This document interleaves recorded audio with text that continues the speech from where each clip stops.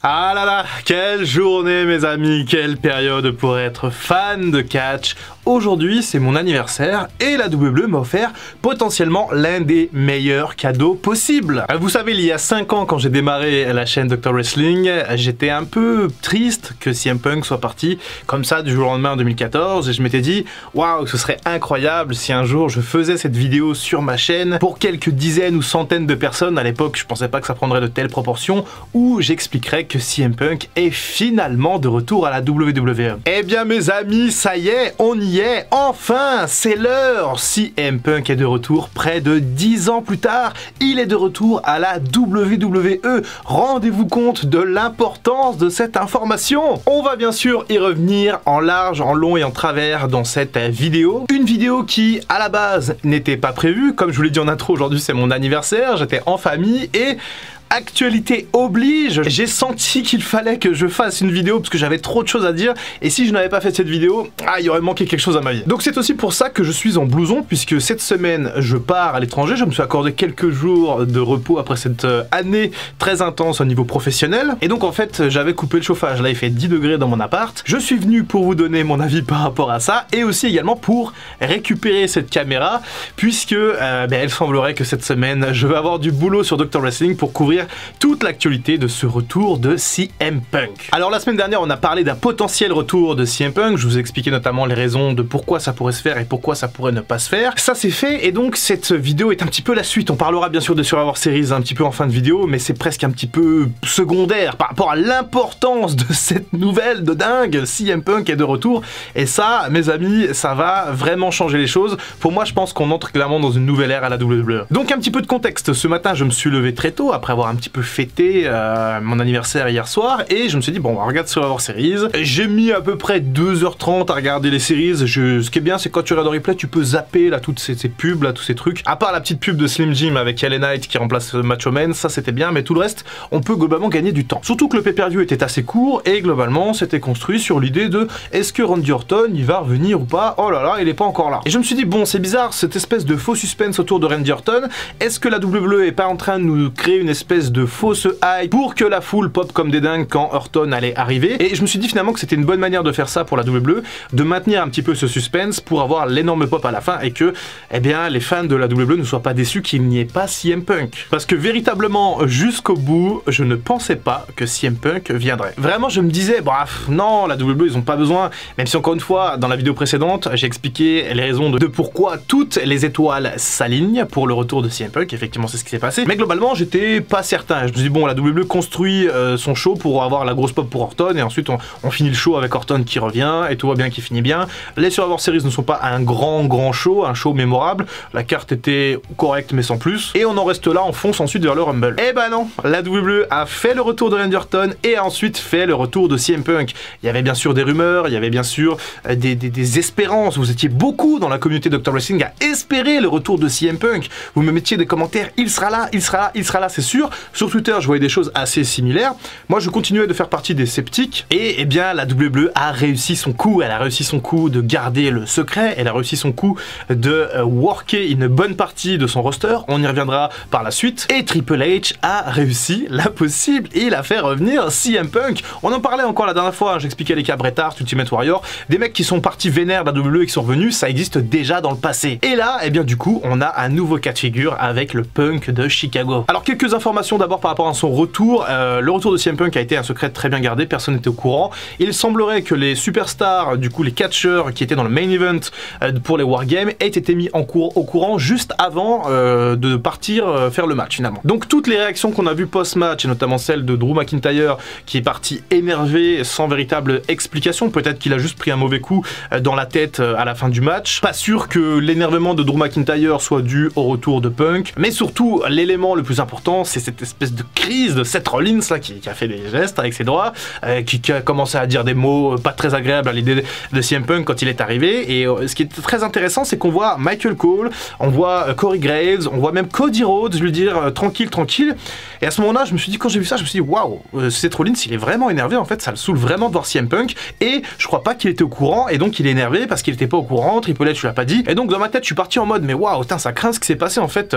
Triple H a worké tout le monde et c'est potentiellement potentiellement dangereux pour le futur. Mais donc, d'après les informations qui circulent, il semblerait que les catcheurs aient été au courant et que, potentiellement, Seth Rollins, il est déjà en train de worker tout le monde et de préparer son main event de WrestleMania nuit 1, potentiellement contre Punk. On en reparlera cette semaine, on fera un scénario idéal pour CM Punk, bien sûr, comme on fait à chaque fois sur Dr. Wrestling, mais il semblerait quand même que les étoiles, la Rollins contre Punk, véritablement entrent en collision, potentiellement, encore une fois, en main event de WrestleMania, parce qu'en plus, il faut pas se leurrer, CM Punk, dans son contrat qu'il a signé samedi matin, donc jusqu'à samedi matin, rien n'était fait, c'est obligé, c'est sûr à 100% qu'il y a une clause main event de WrestleMania, parce que CM Punk, il a le démon, il a jamais fait le main event de WrestleMania, et ça a toujours été, les mecs chez AEW se moquaient de lui à cause de ça, lui disaient ouais machin, t'as été champion mais t'as jamais fait le main event de WrestleMania, c'est obligé que CM Punk a imposé dans son contrat une clause comme quoi il faisait au moins le main event d'une nuit de WrestleMania et potentiellement WrestleMania 40. Et encore une fois, le match contre Rollins semble tout dessiné, on sait qu'il y a eu pas mal de petites guéguerres de micro à micro interposés dans des interviews. Seth Rollins a notamment pas mal critiqué CM Punk en interview et là ça y est, ils vont se crêper le chignon pour de vrai et pour de faux. Et sans doute que le vrai va rattraper le faux, sans doute qu'il va y avoir des petites piques qui vont être sorties un peu de leur contexte, comme ils font beaucoup chez AEW, et c'est pour ça que les promos chez AEW, avec MJF, avec des Moxley, avec des Punk quand il y était, c'est du petit lait, parce que les mecs ils s'envoient des vraies cartouches, et c'est le jeu, en fait ils rentrent dans une arène et ils s'envoient des cartouches. Là, à la WWE, les promos sont scriptés, même si on commence à ajouter pas mal de liberté, merci Tonton Hunter pour ça, mais il n'empêche que cette potentielle feud entre Rollins et Punk pourrait être absolument magistrale pour la route de WrestleMania 40. On en reparlera dans une autre vidéo. CM Punk aurait donc signé un contrat de plusieurs années, reste à savoir si c'est un contrat de part-timer ou de full-timer, parce que voilà, CM Punk il peut aussi se dire, voilà, moi je suis directement de retour à la WWE, je suis une des plus grosses attractions comme Reigns, Lesnar, je peux éviter de faire les pay-per-view pas très intéressants, les live events et compagnie.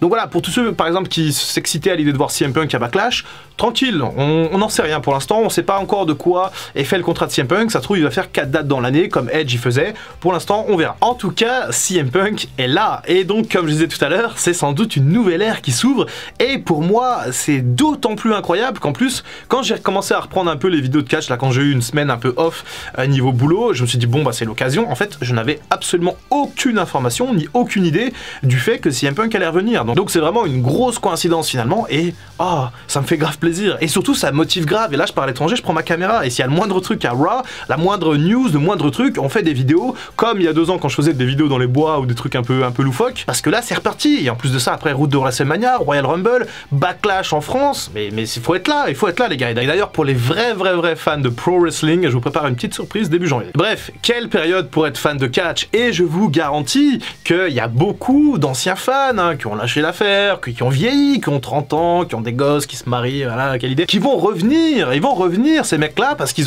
vont voir CM Punk WWE, ils vont voir potentiellement, je sais pas, des matchs un peu, enfin des affiches un peu iconiques, légendaires, par exemple CM Punk, Randy Orton à un moment donné, pourquoi pas CM Punk, John Cena, tout peut arriver les gars, tout peut arriver. Bref, je suis assez persuadé que le retour de CM Punk va faire un sacré buzz, et c'est déjà le cas, que ça va faire beaucoup parler à la WWE, et ça va faire parler de la WWE, qui va se passer beaucoup de choses, que les gens vont revenir. Demain, oui, lundi à Raw, CM Punk est annoncé déjà, il va sûrement ouvrir Raw, je vous raconte pas le pic d'audience que ça va faire, c'est certain, je prends les paris tout de suite que Raw va faire son record d'audience pour l'année 2023 et peut-être même depuis plusieurs années, c'est que c'est quasiment sûr. Niveau merchandising, je vous garantis également que lundi soir à Raw, on aura une pub avec un t-shirt Best in the World comme celui de 2011, le blanc, et celui que AEW a copié par la suite. D'ailleurs, je l'ai cherché avant cette vidéo, le t-shirt de CM Punk de 2011, je l'ai, et malheureusement je l'ai pas trouvé. Mais bref, ça me donnera une occasion de commander ce nouveau t-shirt, parce que voilà, moi aussi je suis toujours un peu un fanboy de CM Punk, oui je lui en veux d'avoir fait des conneries en 2022, en 2023, d'être un peu trop borderline, mais oui putain ça me fait plaisir de le voir arriver, quand sa musique elle a résonné, j'ai crié comme un enfant de 12 ans, vraiment comme si je regardais le catch pour la première fois depuis des années, j'étais choqué, genre je fais même les gens avec qui j'étais à côté pendant que je regardais ça m'ont dit mais attends mais qu'est-ce que tu fais, je crois que tu analysais le catch depuis 5 ans, tu prends des notes et tout, et là tu cries comme un enfant de 12 ans, oui c'est ça le catch, c'est les surprises, c'est les émotions, et c'est le retour de CM Punk à la WWE, et que c'est bon, et peu importe ce qui se passe dans le futur, il y aura sûrement des dramas, oui, il va y avoir des histoires, des trucs, super, moi ça me fera du contenu de vidéo, ça va être très bien, et on pourra en parler, on va pouvoir faire Gossip Wrestling pendant des mois, ça va être génial. Mais surtout, c'est la passion, c'est les émotions, c'est les grands matchs, et les CM Punk contre tout le roster, et tout le roster est possible. Les CM Punk contre Roman Reigns, contre tout le monde, Finn Balor, mais il va y avoir que des matchs incroyables. Et d'ailleurs, je pense que le premier adversaire de CM Punk, ça va être un certain Shinsuke Nakamura, parce que lui, le bougre Nakamura, légende du catch japonais, multiple champion du monde au Japon notamment, et bien lui, Nakamura, ça nous fait quand même quelques jours qu'il est en train de nous dire « je t'attends, tu vas arriver », et il met des petites JTS à droite à gauche. Bref, Nakamura, il a teasé CM Punk, et CM Punk est arrivé. C'est tellement subtil, c'est tellement bien fait, parce que ça crée justement cette rumeur, ça l'a créé. La vidéo que j'ai faite la semaine dernière, elle sort pas de nulle part, les rumeurs, je les ai entendues, et justement, la WWE a très bien amené ça, c'était très subtil, c'était très bon, et encore une fois, ça paraissait presque tellement subtil que j'y croyais sans y croire. Je disais que la WWE ne teasait pas les choses sans aucune raison, elle ne fait jamais ça, mais ça me paraissait quand même un peu gros, et pour Nakamura, ça pouvait très bien être un truc pour le futur, pas forcément aux séries. En plus, Nakamura, il n'était pas là. Bref, c'était super, c'était génial, je suis extrêmement excité, comme vous pouvez le voir dans cette vidéo. On parlera mardi de Raw avec CM Punk, on fera également le scénario idéal de Punk jusqu'à WrestleMania 40 ensuite dans la semaine.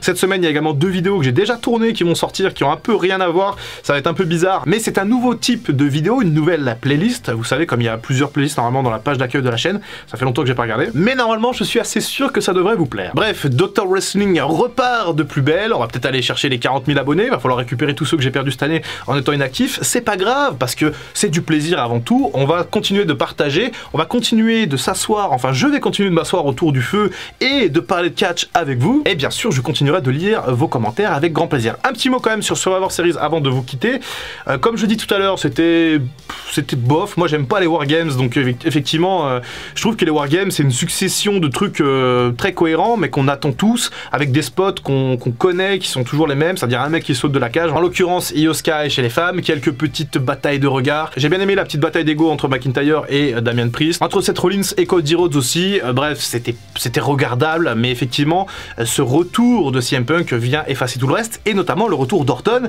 qui pour le coup était très attendu, et qui passe carrément au second plan, mais ça fait quand même plaisir de voir Orton revenir. Il est costaud quand même, Orton, je sais pas ce qu'il a fait pendant son break, il a dû faire beaucoup de muscu parce que waouh, il est costaud la bête. Donnez-moi tous vos avis par rapport à CM Punk, est-ce qu'il va embraser le vestiaire de la WWE, est-ce que Triple H va pouvoir le cadrer? Je pense personnellement qu'il va être cadré au moins pendant un premier temps et que peut-être d'ici un an il sera viré, ça m'étonnerait pas, mais dans un premier temps ça va être serré, ça va être cadré et il va pas se passer trop de problèmes, après à voir avec le temps. Dites-moi tout dans les commentaires, on se retrouve demain pour une vidéo spéciale qui n'aura rien à voir avec CM Punk, mardi on essaiera d'analyser en direct du Portugal ce qui s'est passé à Raw et ensuite on fera d'autres vidéos dans la semaine, ça va être une semaine assez chargée, on va finir novembre en beauté. Vive le catch, vive la passion, vive les émotions. C'était Dr Wrestling, on se retrouve très bientôt pour une prochaine vidéo. Et en attendant, comme d'habitude, prenez soin de vous.